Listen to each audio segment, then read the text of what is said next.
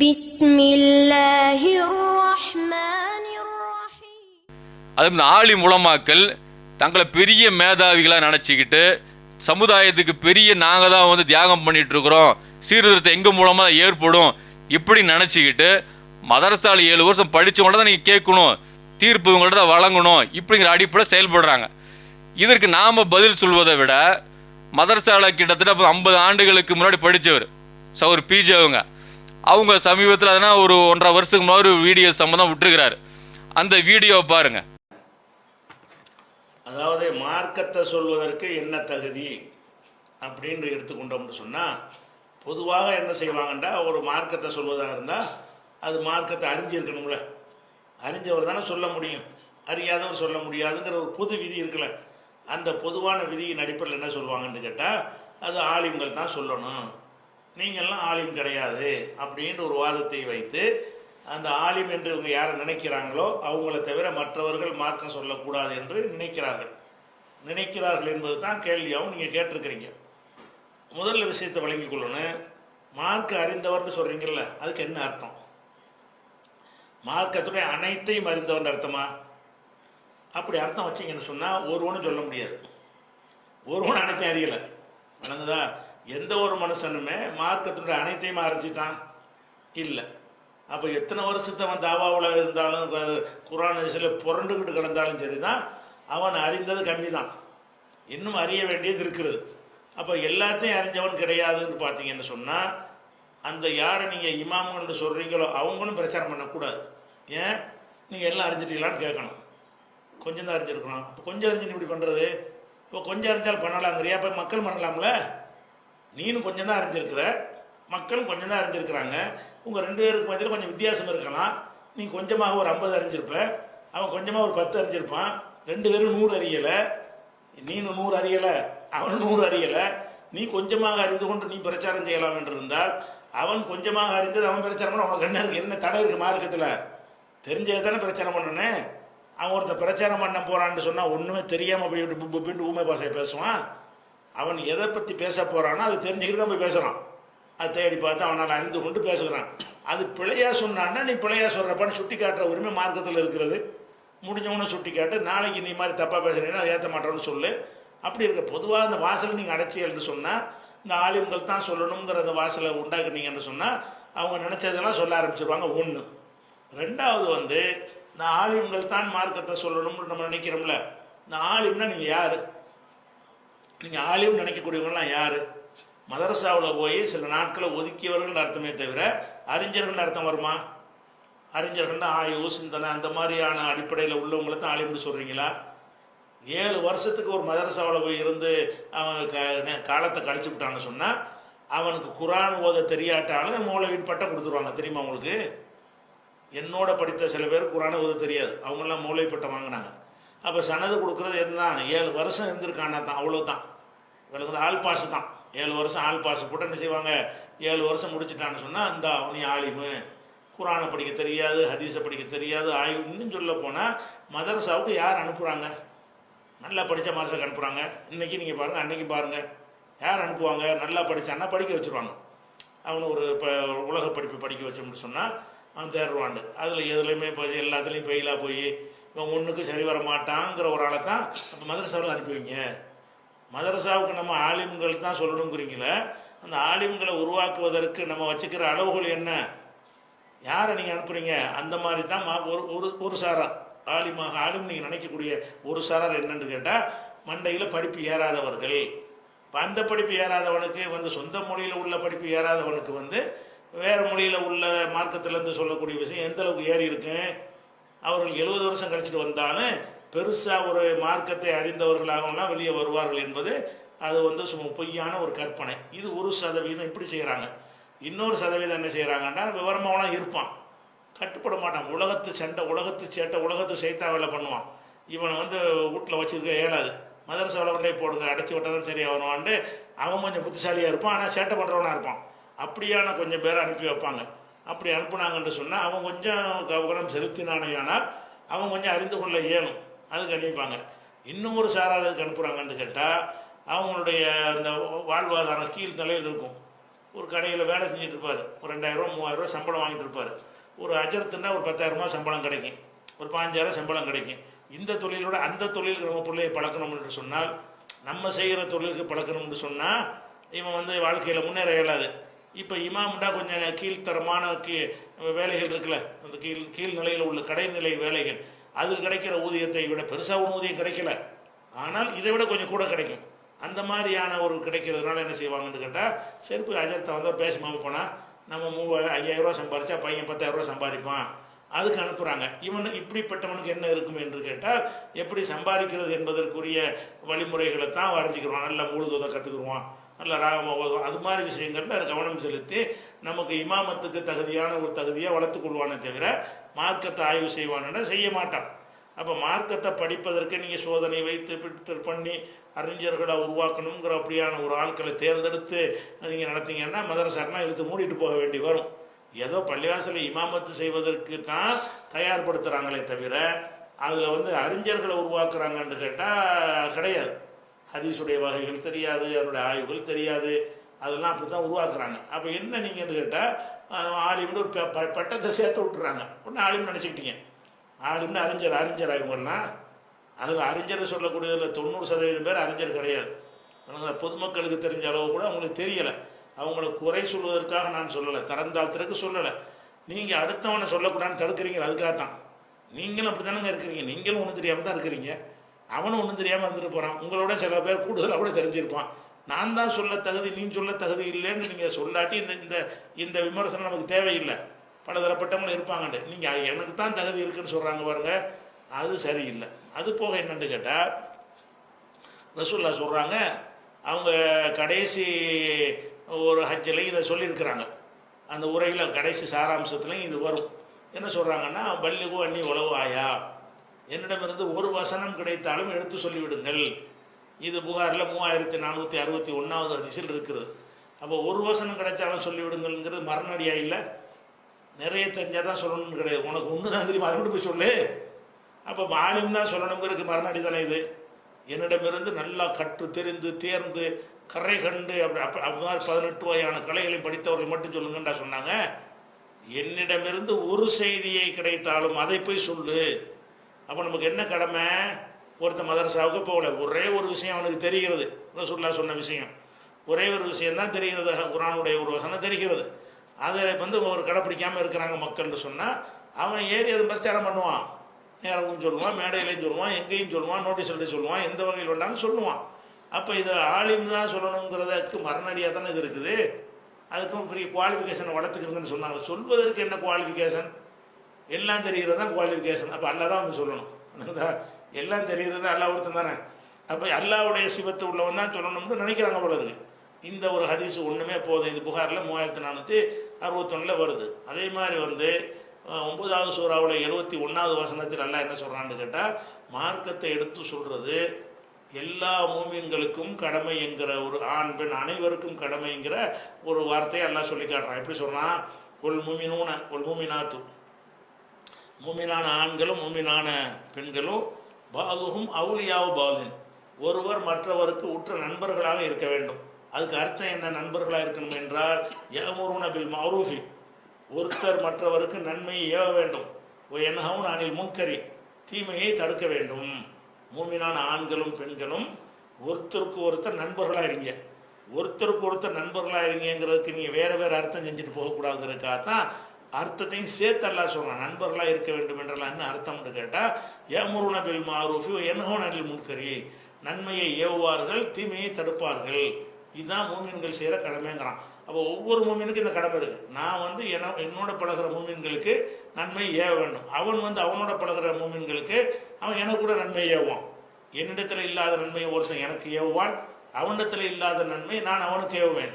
என்னிடத்தில் இருக்கிற ஒரு தீமையை என்னோட சேர்ந்த ஒருத்தன் தடுப்பான், அவன்கிட்ட இருக்கிற தீமையை நான் தடுப்பேன். பரஸ்பரம் தானே தவிர இவர்கள் தான் நன்மை செய்வதற்கு உள்ள ஆள்க, இவங்க கேட்டுக்கிட்டே இருக்கிற ஒரு ஆள்க, இவங்க தப்பே செய்யாத ஆள்க, இவங்க தான் தப்புக்கு உரிய ஆள்கன்னு பிரிக்கிறீங்க.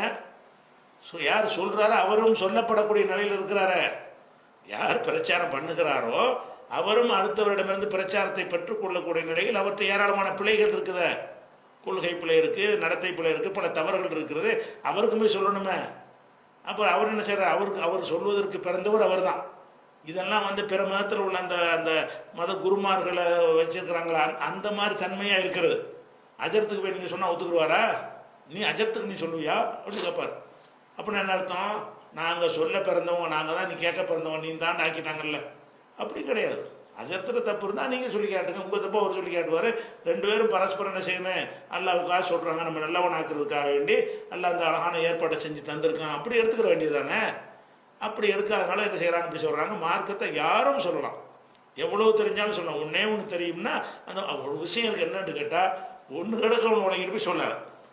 மார்க்கத்தை சொல்ல போகிறேன்னு சொல்லி எல்லாத்துக்கும் உரிமை இருக்குன்னு சொல்லி மார்க்கம் ஒன்று சொல்ல நீ வேற ஒன்று சொல்லி உன்னோட ஒன்று பேசி மக்களை வழிகெடுத்து போயிடாது. அதில் கேர்ஃபுல்லாக அப்படி வழிகெடுக்கிற மாதிரி ஒருத்தர் பேசினான்னு சொன்னால் அவனை என்ன செய்யலாம், நீ இந்த மாதிரி வழிகெடுக்கிற மாதிரி பேசுகிற, இனிமேல் பேசக்கூடாது என்று அவனுக்கு ஒரு அறிவுரை சொல்லலாம். இப்படி பேசக்கூடியவர்கள் ஆளுங்கன்னு சொல்ற. இப்போ இந்த வீடியோவில் அவர் என்னென்ன கருத்தில் எடுத்து வைக்கிறாருன்னு பாருங்க. மதரசா சம்மந்தப்பட்ட விஷயத்தை எடுத்து வைக்கும்போது ஆலிம் உலமாக்கள் தான் வந்து பிரச்சாரம் பண்ணணும் அப்படிங்கிறத வந்து எங்கேருந்து எடுத்தேன்னு சொல்லி கேட்குறாரு. பிஜே கேட்கக்கூடிய நியாயமான விஷயம் நிறைய அதில் இருக்குது. மார்க் அறிஞர் அப்படின்னு என்ன அர்த்தம்னு சொல்லி கேட்குறாரு. அனைத்தையும் அறிந்தவர்னு அர்த்தமா? அனைத்தையும் வந்து அறிந்தவன் அல்லாஹ் ஒருத்தன் மட்டும்தான், மற்ற யாருமே அனைத்து அறிய முடியாது. 7 வருஷம் படித்தார்னா 7 வருஷத்துக்குரிய சில விஷயங்கள் அறிஞ்சிருப்பார். ஒருத்தர் 10 வருஷம் படித்தார்னா 10 வருஷத்துக்குரிய விஷயத்தை அறிஞ்சிருப்பார். அனைத்தையும் ஒருவரும் அறிய முடியாது. அப்போ இந்த கருத்தில் அவர் எடுத்து வச்சுட்டு மதரசாவில் யாரை கொண்டு போய் சேர்க்குறாங்க ஏன்னு கேட்டீங்கன்னா, இவர் வந்து 50 ஆண்டுகளுக்கு முன்னாடி 1974 75 மதரசாவில் படித்தவர் இவர்.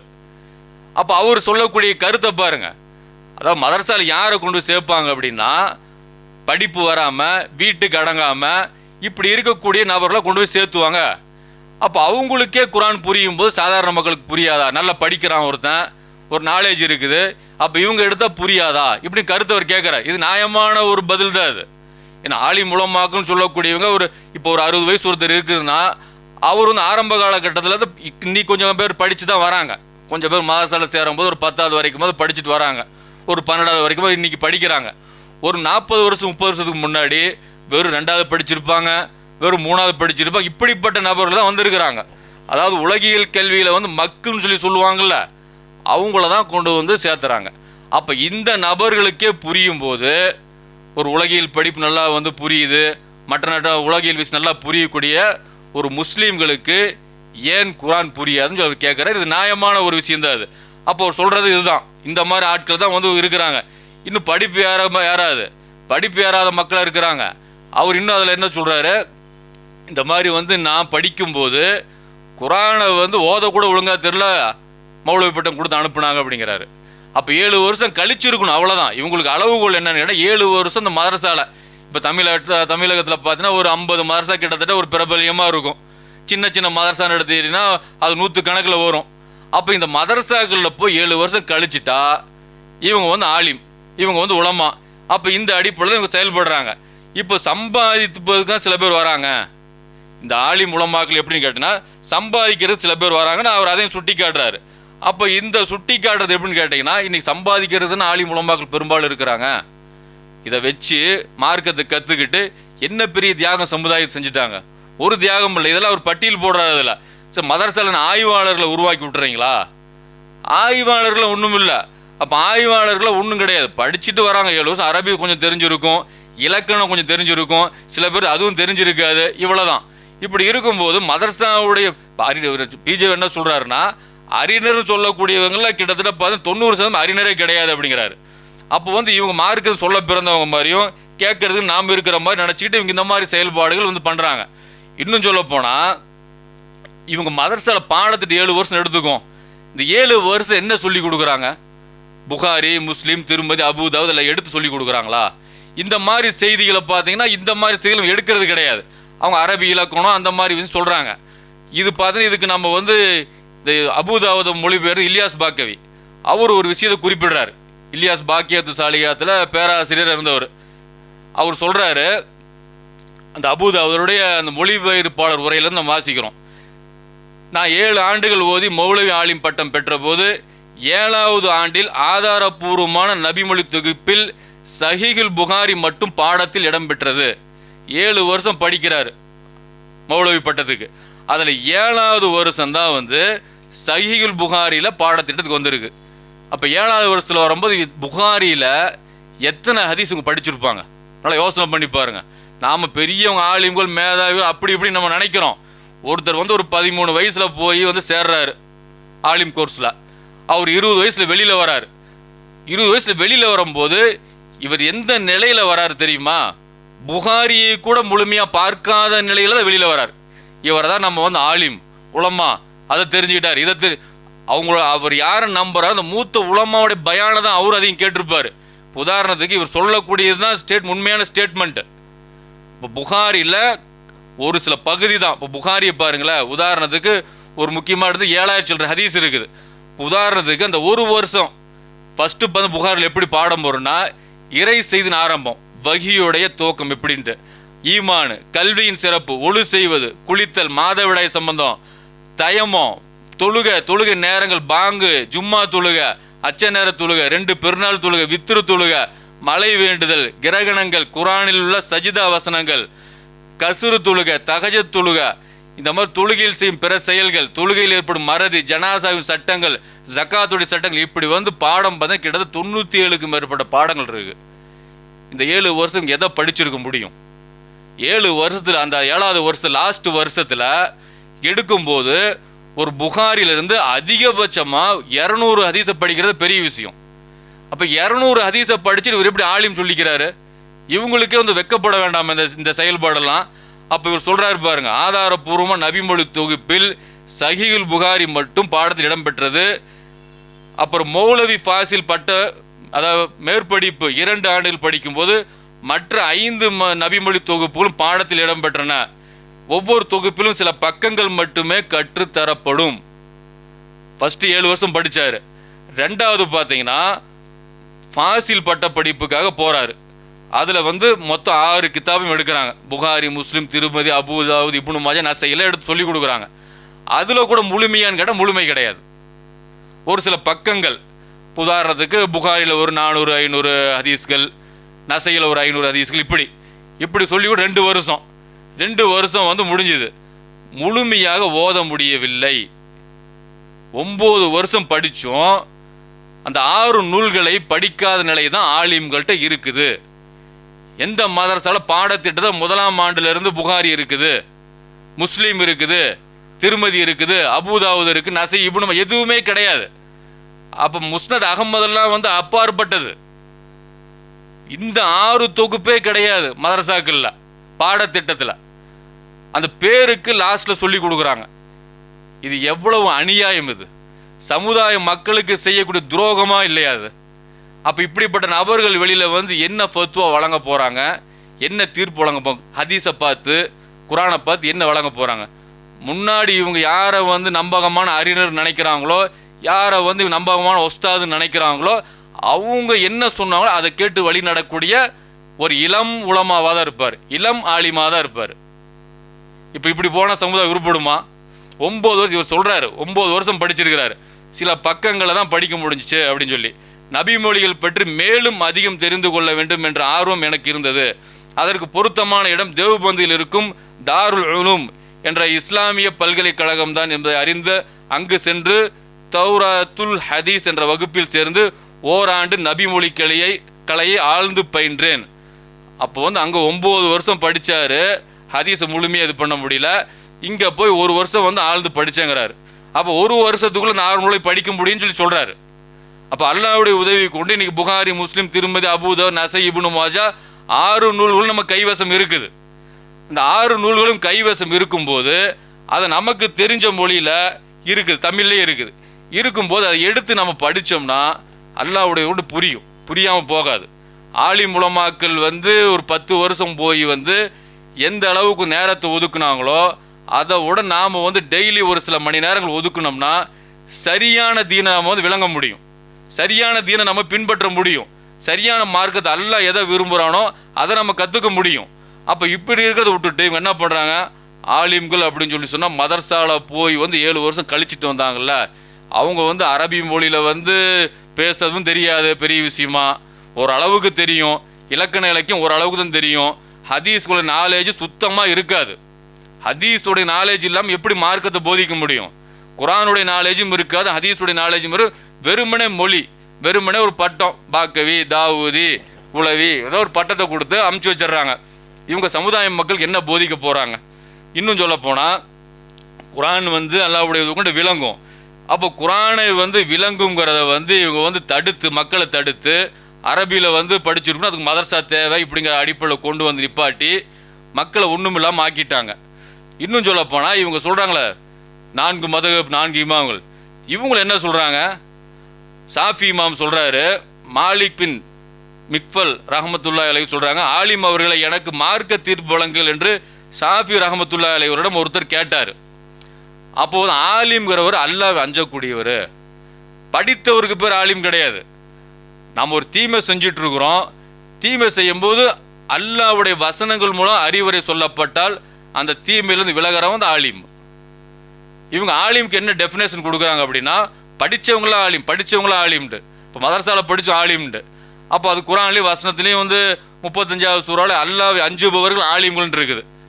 அல்லாஹ்வை அஞ்சக்கூடிய பண்பு இருந்த ஆலிம். இவங்க அதுக்க மாற்றிக்கிட்டு ஆலிம்களாகி நாங்கள் தாங்க அஞ்சுவோம், எல்லாத்தையும் உள்டாவாக மாற்றுறது. யார் அல்லாஹ்வை அஞ்சுவாங்க அப்படின்னா, ஆலிம்களாகி நாங்கள் தான் அல்லாஹ்வை அஞ்சுவோம் அப்படின்னு. அப்போ சாதாரண பொதுமக்கள் யாரும் அஞ்ச மாட்டாங்க. இந்த கருத்தை அல்லாஹ் சொல்கிறான். அல்லாஹ் சொல்கிறது, நீங்கள் அல்லாஹ்வை அஞ்சி நடந்தீங்கன்னா நீங்கள் தான் ஆலிம். அறிஞ்சதுக்கான அளவுகள் அதுதானே. பீடி சிகரெட் குடிக்கக்கூடாதுன்ற ஒருத்தன் தெரியுது, அதை நடைமுறைப்படுத்தினவன் அறிந்தவனா, ஆமாம்மா குடிக்கக்கூடாதான், இருந்தாலும் நான் குடிப்பேன்னா இவன் அறிஞ்சவனா? இப்போ இந்த மாதிரி செயல்பாடுகள் இவங்கள்ட்ட இருக்குது. அப்போ இந்த மாதிரி பார்த்தா மதரசாவில் படித்தாதான் ஆலிம்ங்கிறது எங்கேயுமே இல்லாதது. நமக்கு ஒரு வசனம் தெரிஞ்சாலும் சரி, ஒரு ஹதீஸ் தெரிஞ்சாலும் சரி, நம்ம நடைமுறைப்படுத்தணும். நடைமுறைப்படுத்தக்கூடிய அந்த நேரத்தில் தான் அல்லாஹ்வுடைய உதவி வரும். வெறுமனே அரபி மொழி கற்றுக்கிட்டு மதரசாவில் படிச்சுக்கிட்டு பெருமை அடிச்சுக்கிட்டு, நீ மதரசாவில் படிச்சியா, இந்த மதரசாவில் ஓதுனியா இப்படி பெருமை அடிப்பது நேர்வழிக்கிட்டு செல்லாது. குரானையும் ஹதீஸையும் அவங்களுக்கு தெரிஞ்ச தாய்மொழியில் படித்தோம்னா அல்லாஹ்வுடைய உதவி கொண்டு ஏராளமான சட்ட விளக்கங்கள் நமக்கு தெரியும். பிற மக்களுக்கு எடுத்து சொல்லக்கூடிய பொறுப்பு ஒவ்வொரு முஸ்லீமுக்கு இருக்கு. நன்மையை ஏவி தீமையை தடுக்கக்கூடிய பொறுப்புன்னு ஆலிம் உலமாக்கள் மட்டும்தான் அல்லாஹ் கொடுத்துருக்கானா? குரானுடைய ஒரு வசனம் தெரிஞ்சாலும் நபிஸ்லாம் சொல்லியிருக்காங்கல்ல, என்னிடமிருந்து ஒரு ஆயத்தை நீங்கள் செவியுற்றாலும் மற்ற மக்களுக்கு எடுத்து சொல்லுங்க அப்படிங்கிறாங்க. அப்போ சஹாபாக்கள் பார்த்தீங்கன்னா எல்லாருமே எல்லா விஷயம் கற்றுக்கிட்டதை பிரச்சாரம் பண்ணாங்களா? ஒரு விஷயம் தெரிஞ்சாலும் அவங்க பிரச்சாரம் செய்யக்கூடிய மக்களாக இருந்தாங்க. அப்போ அந்த நிலைக்கு சமுதாயம் மாறினா உண்மையான வெற்றி கிடைக்கும். இல்லை நாங்கள் அதெல்லாம் செய்ய மாட்டோம், அங்கே ஒரு தனியான ஒரு இனம் இருக்குது, மதரசாவில் படித்து அவங்க இருக்கிறாங்க, அவங்க பார்த்துக்குவாங்க, இப்படிங்கிற அடிப்படையில் செயல்பட்டால் இழிவுக்கு மேலே இழிவு தான் முஸ்லீம்களுக்கு ஏற்படும்.